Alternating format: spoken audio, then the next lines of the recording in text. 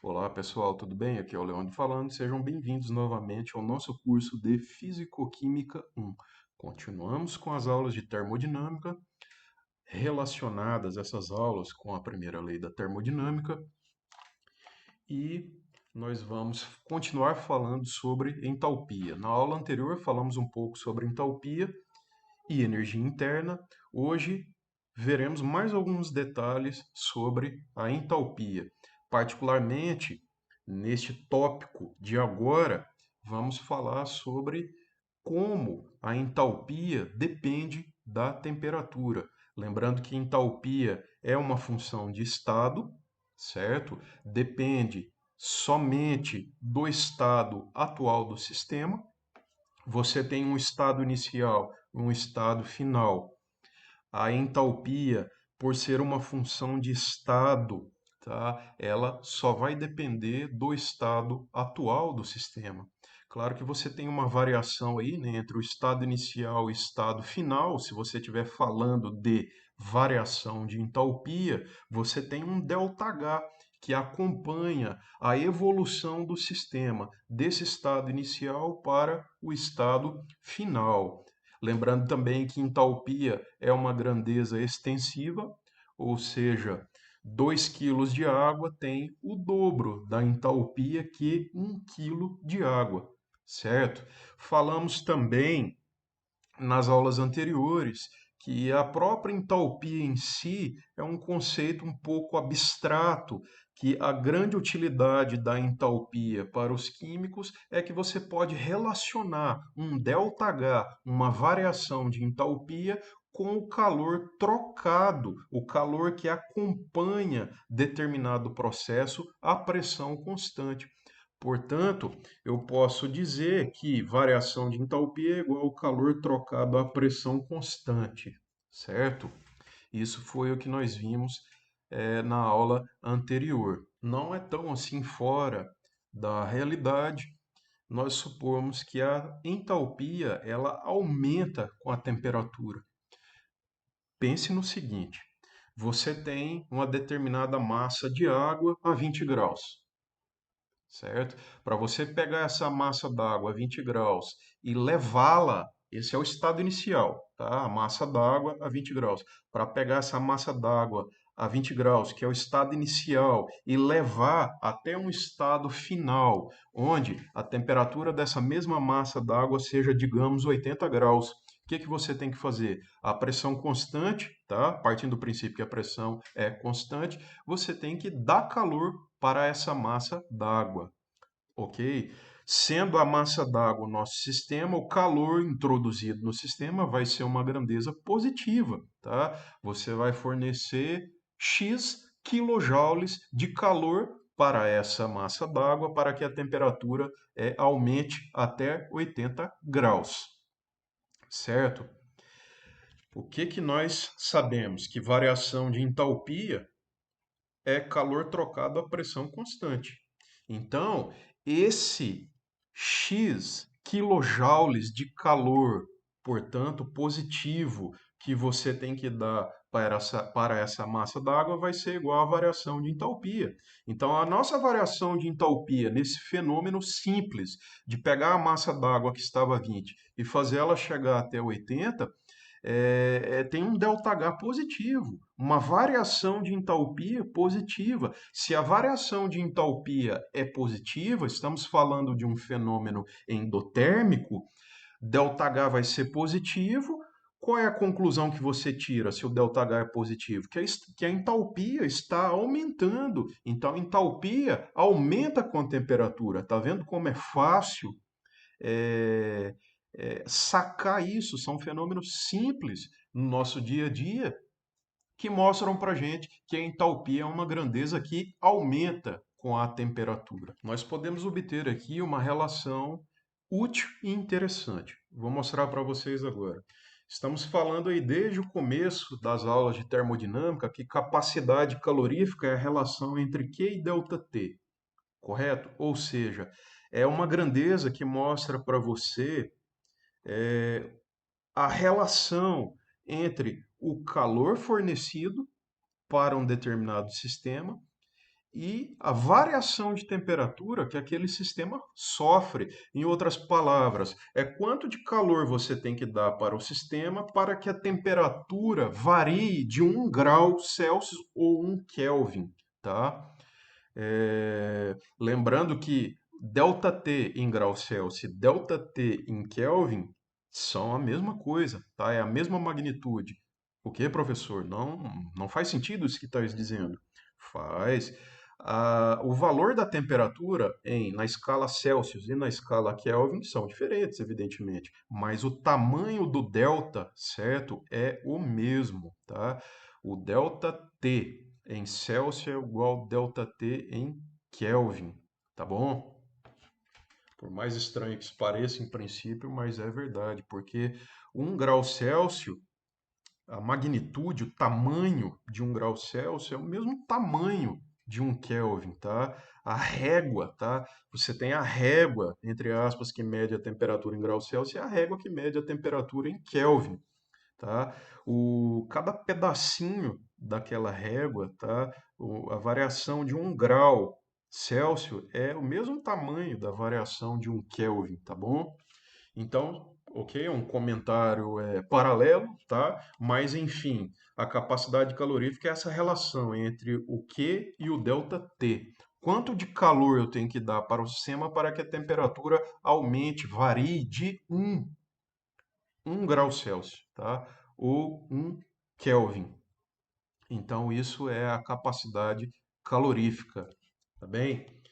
Da mesma forma, se você quer aumentar a temperatura de um sistema, tem que dar calor. Se você quer resfriar, tem que tirar calor, tá? Então, é, o oposto é verdadeiro, né? Só tem que tomar cuidado aí com o dar e tirar, né? O calor vai ser positivo ou negativo dependendo do que você quer fazer com o sistema. Se está entrando calor no sistema ou saindo calor do sistema. Essa relação aqui ela já está bem conhecida, né? Por você, que ΔH é igual a QP, o calor trocado a pressão constante, certo? Que eu posso passar esse ΔT multiplicando C, então Q é C ΔT, tá bom? Então, no lugar do que eu coloco Czão ΔT, eu posso isolar o C e escrever que ele é igual a ΔH sobre ΔT, a pressão constante, tá? Lembrando que esse pezinho aqui, ele está nos dizendo que a pressão é constante. Portanto, capacidade calorífica à pressão constante é igual ΔH sobre ΔT. É a relação entre a variação de entalpia e a variação de temperatura. Essa relação aqui ela é útil em várias situações na termodinâmica. Lançando-se em gráfico a entalpia, você pode ver que, como a gente já comentou, ela aumenta com a temperatura. E nós temos aqui no mesmo gráfico a energia interna. Nós também tínhamos visto isso anteriormente, que a energia interna também aumenta com a temperatura. Mas o que esses dois gráficos detalham para a gente é o seguinte: que se você pegar uma determinada temperatura, né, uma temperatura qualquer, nós vemos que a energia interna é sempre menor do que a entalpia. Por que isso? Não sei se você está lembrado. Vamos tentar resgatar aqui. A entalpia é a energia interna mais esse termo. Pressão e volume são grandezas sempre positivas, não é verdade? A pressão, no mínimo, ela é zero, né? Volume nunca vai ser zero ou negativo. Pressão também não vai ser pressão negativa. Então, a entalpia é sempre maior porque é a energia interna mais um termo PV, tá bom? Então, o gráfico mostra isso para a gente, que a entalpia é sempre maior do que a energia interna. Note que, à medida que a temperatura vai se aproximando, vai diminuindo cada vez mais, a diferença entre entalpia e energia interna tende a diminuir, e à medida que a temperatura aumenta, essa diferença entre entalpia e energia interna aumenta, tá bom? Existe uma técnica bastante sensível para monitorar o fluxo de calor envolvido nos mais diversos fenômenos. Essa técnica é a calorimetria exploratória diferencial. Vou deixar um link aí na descrição para que você acesse uma breve introdução sobre essa técnica. Basicamente, ela consiste. Isso aqui é só um esboço, tá? Depois você vai ver lá na introdução, no vídeo de introdução a essa técnica, um pouco mais de detalhes, mas basicamente você tem a amostra de interesse, a amostra que você quer investigar. O que acontece com aquela amostra se você variar a temperatura, né? Você fornecer calor para uma amostra, provocando uma variação de temperatura, ou você está interessado, por exemplo, em monitorar a temperatura constante, o que acontece com aquela amostra, que fenômeno acontece ali, e os desdobramentos desse fenômeno quando você fornece calor a temperatura constante. Tem a sua amostra de interesse, uma amostra referência, a temperatura é monitorada para essas duas amostras, tem os fornecedores de calor aqui, os aquecedores. E, por exemplo, essa técnica ela é tão sensível que permite você construir um gráfico da capacidade calorífica associada a- ao aquecimento de uma proteína. Em especial, esse gráfico aqui refere-se à curva de aquecimento, tá? Veja que no eixo horizontal nós temos a temperatura variando e no eixo vertical nós temos a capacidade calorífica. Então, o que é feito? Uma amostra dessa proteína ubiquitina, tá? É uma proteína associada à regulação de outras proteínas. Brevemente, essa proteína ela marca outras proteínas para que essas proteínas marcadas sejam degradadas, tá? Por isso a ubiquitina é uma proteína existente nas células que promove esse controle regulatório de outras proteínas. Então, é um gráfico que mostra como a capacidade calorífica da amostra em relação à referência está variando durante o aquecimento. Então, pensa algo tão sensível como a proteína, olha só o que essa técnica é capaz de determinar. Como a capacidade calorífica está variando à medida que o aquecimento vai acontecendo. Veja que no comecinho aqui do gráfico, nós temos uma pequena variação da capacidade calorífica, tá? Bem no comecinho aqui, essa variação da capacidade calorífica, ela é lenta, mas quando chega aqui a partir de 45 graus, tá? Essa capacidade calorífica, ela aumenta de maneira significativa, depois cai e tende bom, o gráfico foi interrompido aqui, né? Mas ela tenderia a diminuir e aparentemente continuando constante, né? Mas não podemos afirmar com certeza, porque o gráfico ele foi cortado aqui. Mas tá, o que tem de especial nisso? Grandes vantagens, né? Medir a capacidade calorífica. Essas variações na capacidade calorífica, elas denunciam algum fenômeno, são evidências de que fenômenos estão acontecendo com o material, com a amostra sendo investigada. Neste caso aqui, é que a proteína ela está sendo desnaturada. Você sabe que as proteínas elas têm uma estrutura tridimensional, bastante conhecida por quem estuda bioquímica, e essa conformação tridimensional das proteínas é essencial para que essas proteínas executem as suas funções, cumpram o seu papel. E quando essa estrutura tridimensional ela é perturbada, digamos, a gente diz que a proteína sofreu desnaturação. Então a proteína ela perde a sua função, tá? Se ela perde essa estrutura tridimensional. Então é o que a gente chama de desnaturação da proteína. Veja que essa desnaturação ela ocorre de forma significativa a partir dos 45 graus, tá bom?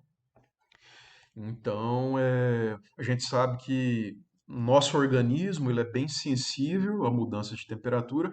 Não é por acaso que a nossa temperatura ela fica aproximadamente constante, né? Justamente porque nós temos proteínas e muitas enzimas que são muito sensíveis a variações de temperatura, né? Então, independentemente se está fazendo muito calor, muito frio, o nosso corpo mantém uma temperatura constante, em parte para preservar essa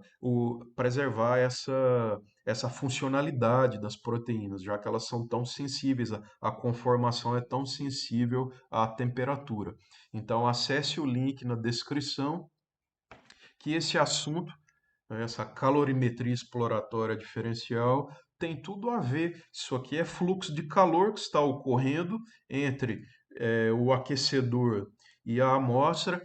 Fluxo de calor, a pressão constante, tem tudo a ver com variações de entalpia e está relacionado ao nosso assunto aqui da fisicoquímica. Então, acesse o link para conhecer mais sobre calorimetria exploratória diferencial. Um detalhe que faltou mencionar é que se você quiser obter o calor, o fluxo de calor envolvido neste experimento, você tem que integrar, tá? Entre uma temperatura 1 e uma temperatura 2, você tem que integrar a capacidade calorífica.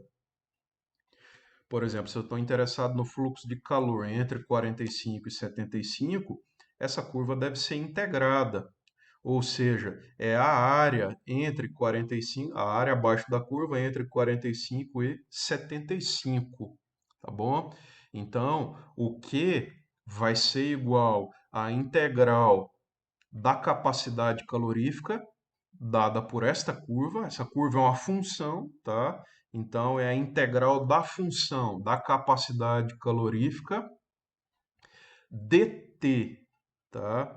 Então, calor vai ser igual à integral do Czão dt, tá? Assim como nós falamos de uma definição mais precisa da capacidade calorífica a volume constante, quando a gente estava estudando sobre energia interna, eu vou falar da definição mais precisa de capacidade calorífica à pressão constante, que está relacionada com a variação de entalpia.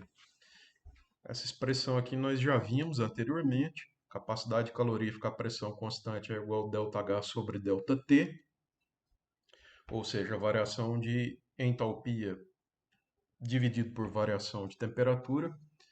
Você sabe que delta significa uma variação finita, né? Uma variação, entre aspas, grande, né? Não é bem isso, mas uma variação grande na entalpia e na temperatura. Ao passo que esta notação, velha conhecida sua do cálculo, denota variações infinitesimais. Variações infinitesimais são variações muito pequenas, então isso consiste em um caráter mais preciso para a definição da capacidade calorífica à pressão constante. Muitas vezes nós usamos isso aqui, mas tenha em mente que a definição mais precisa está aqui. É a taxa de variação da entalpia com a temperatura, isso a pressão constante. Nós temos aqui gráfico da entalpia e da energia interna. Para a energia interna fica como uma revisão gratuita, mas o foco aqui agora seria o CP, a capacidade calorífica à pressão constante, que nada mais é do que a inclinação, né, a tangente em um determinado ponto da, do gráfico de entalpia versus temperatura, tá? Então, seria exatamente essa a definição precisa, mais precisa de capacidade calorífica à pressão constante.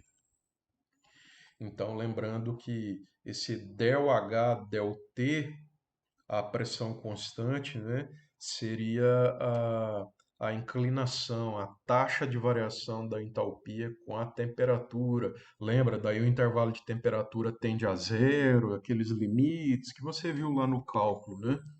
Então seria a inclinação nesse ponto aqui representaria a capacidade calorífica à pressão constante. Isso aqui é para lembrar, né, que a inclinação no ponto do gráfico da energia interna versus temperatura seria a capacidade calorífica a volume constante. Me desculpe aí pelo ruído.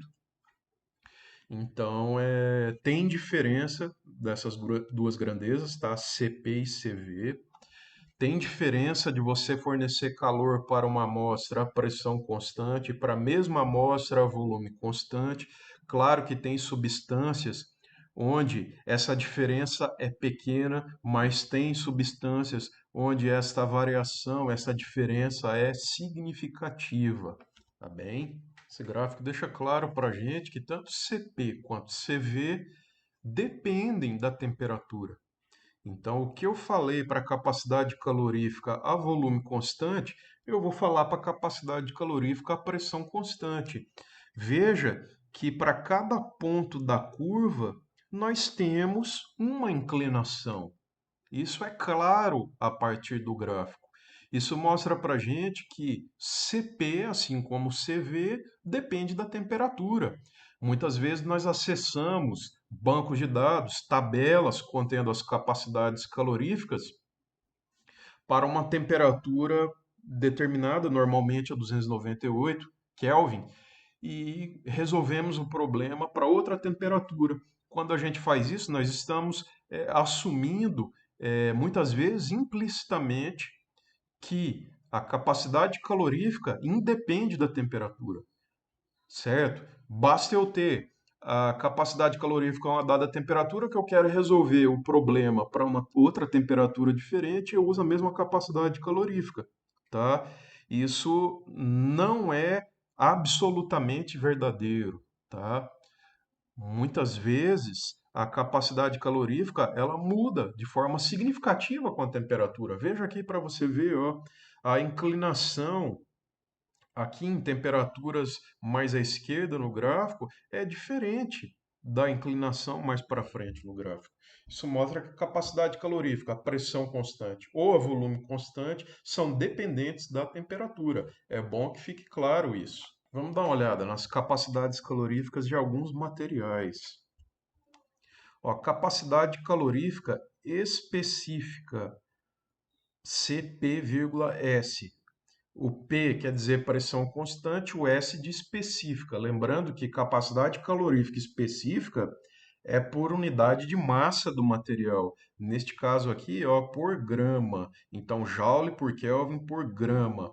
É quantos joules de energia você tem que dar para cada grama do material para que você observe variação de 1 Kelvin na temperatura. Então, essa é a interpretação da capacidade calorífica específica, neste caso, que é dada em joule por Kelvin por grama.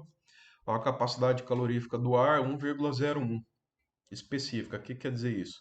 Uma vez que a pressão esteja constante, você tem que dar 1,01 joules para cada grama de ar para que a temperatura varie de 1 Kelvin.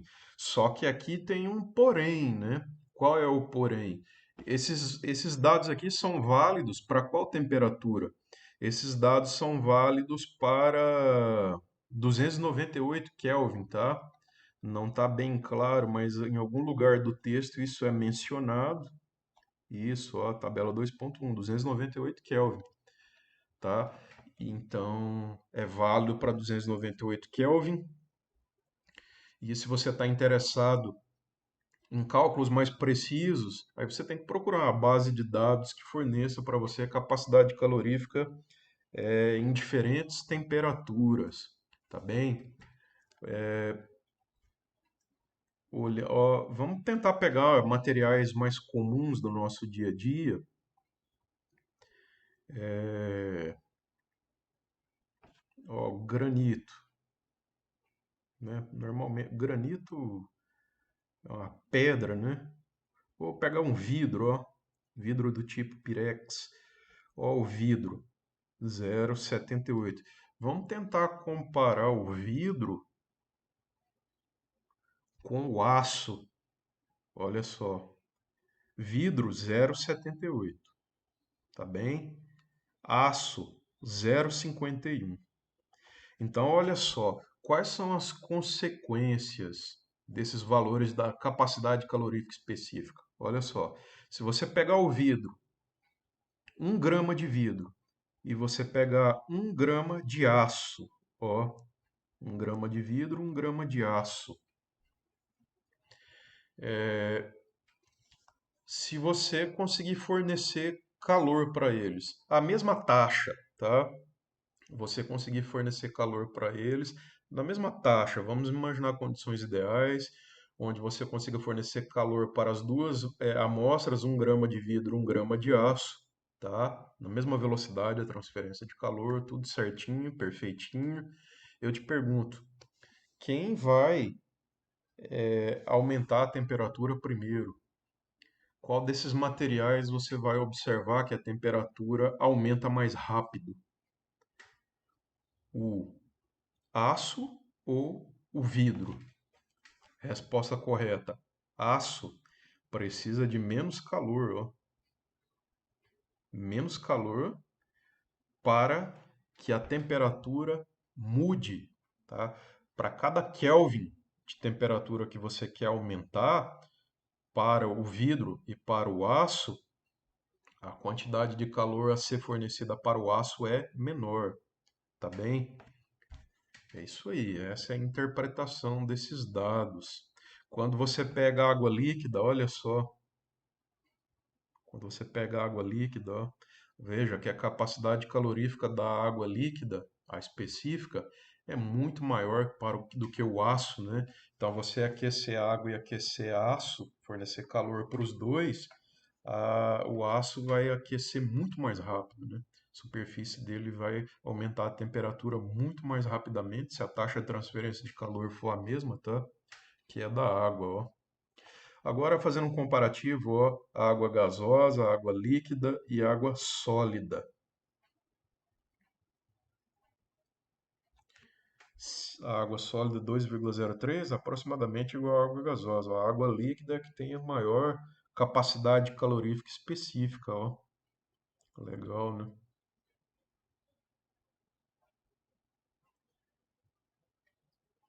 Será porque isso é em químicos? Por que que a água tem essa líquida, tem essa capacidade calorífica tão maior, né? É o dobro da água sólida da água gasosa, hein? E agora, hein? E aí, químicos, por que que tem essa diferença? O que que a água líquida tem que a água sólida não tem e que a água gasosa não tem? As chamadas ligações de hidrogênio, tá bem?